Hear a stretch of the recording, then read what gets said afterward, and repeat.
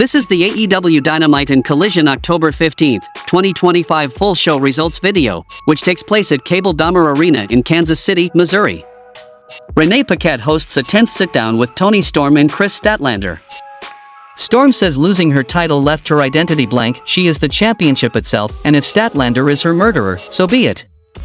Kris replies that Storm can't understand her because she's always evolving, the champion of this world, and the most deserving in every timeline. Storm vows they'll discover the truth at Wrestle Dream, but Kris insists she already knows it. The interview erupts into chaos as they brawl to the ring, trading strikes, slams, and suplexes. Storm ultimately kneels, offers herself up, then instead places the belt on Statlander's shoulder, kisses her forehead, and walks away, leaving the crowd buzzing as Bryan Danielson reacts in approval. Backstage, Jungle Man Jack Perry sharpens knives while reflecting on the Young Bucks. He says he loves and respects them, but feels abandoned when they didn't answer his calls. Forced to seek loyalty elsewhere, Perry reveals he's reunited with his former ally Luchasaurus, who looms beside him, breathing menacingly into the camera. Then we saw a match between Gates of Agony versus Hurt Syndicate.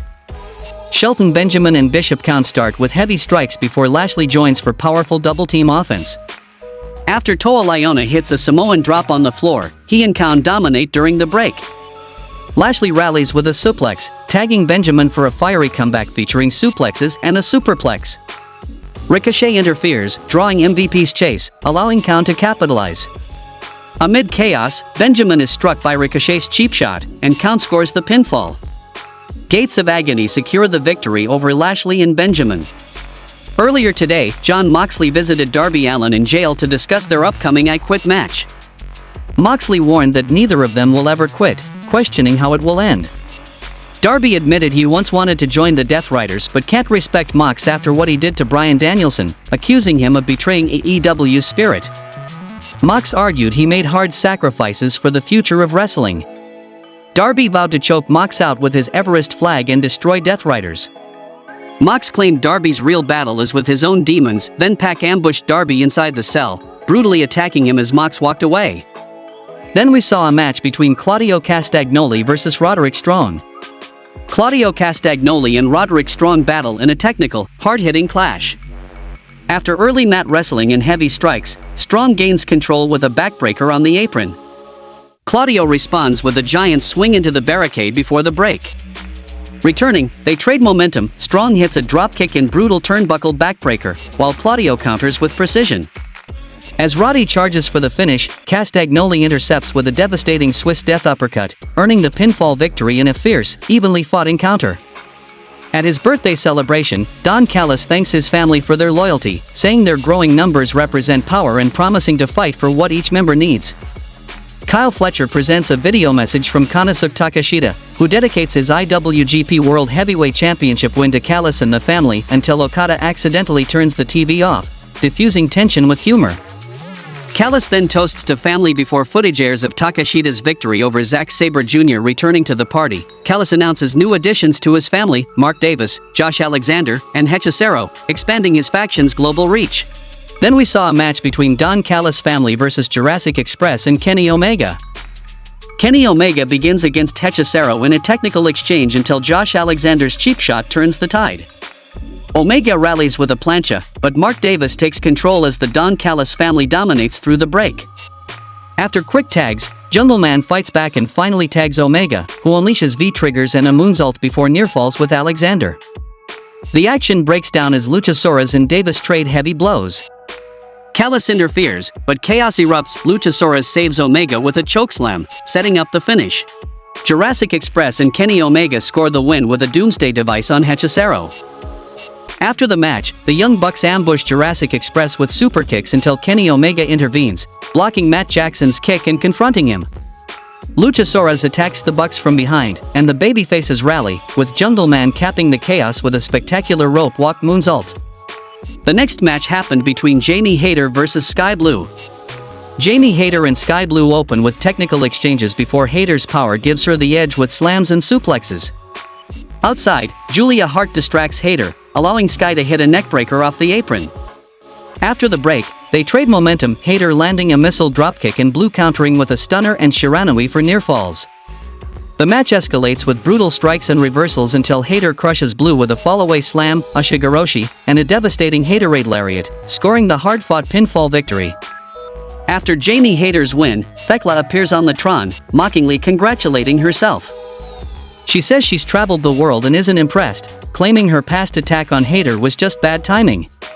Calling herself Chaos and Poison, Thekla warns that Saturday will be toxic to the core and dares Hayter to impress her. Backstage, Renee Paquette interviews Mercedes, who embraces the nickname Ultimo Mercedes and celebrates matching Ultimo Dragon's record with her title win in Denmark.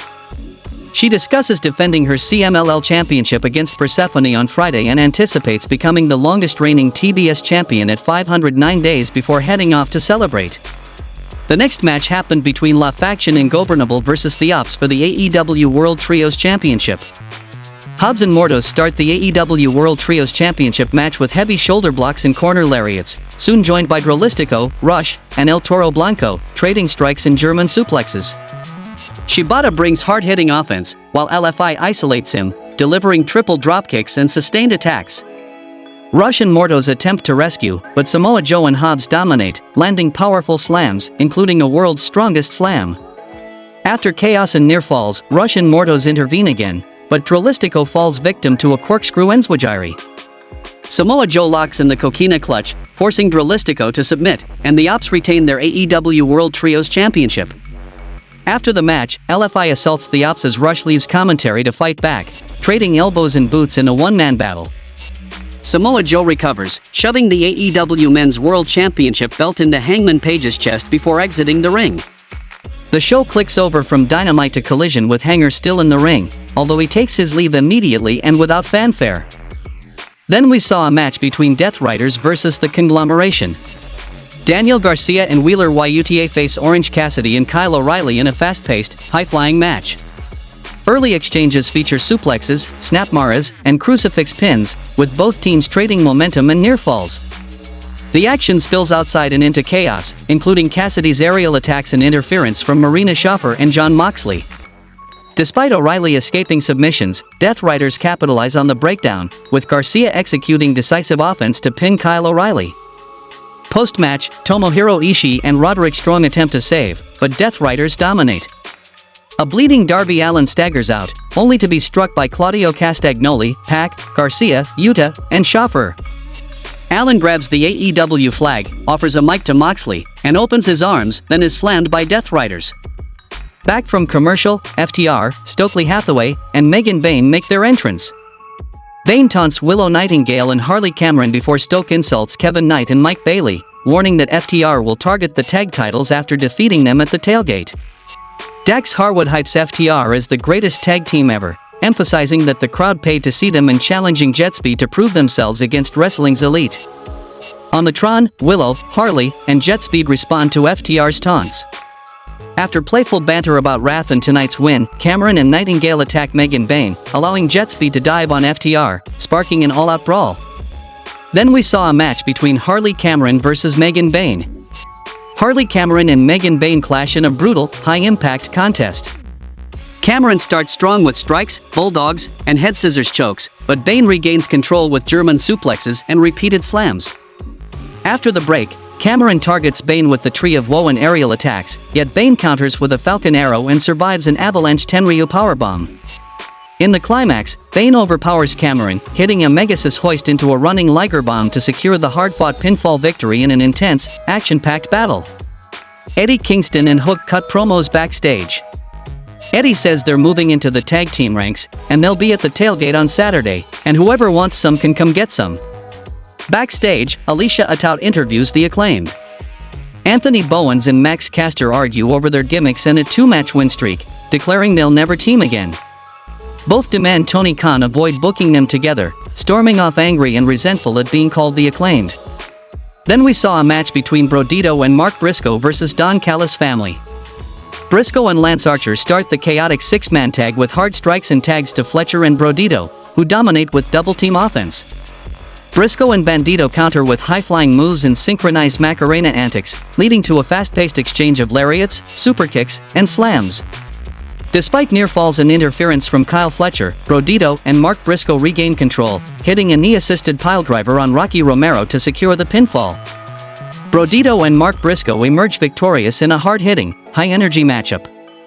Post-match, Fletcher and Briscoe brawl backstage while Acclaimed arrives. Okada attacks Brody with the title, hits Bandito with a Rainmaker, and poses with both belts in the ring as Don Callis congratulates him, hyping WrestleDream, and the show goes off the air. How would you rate this week's AEW show, both Dynamite and Collision? Tell me in the comments, and thanks for watching the video.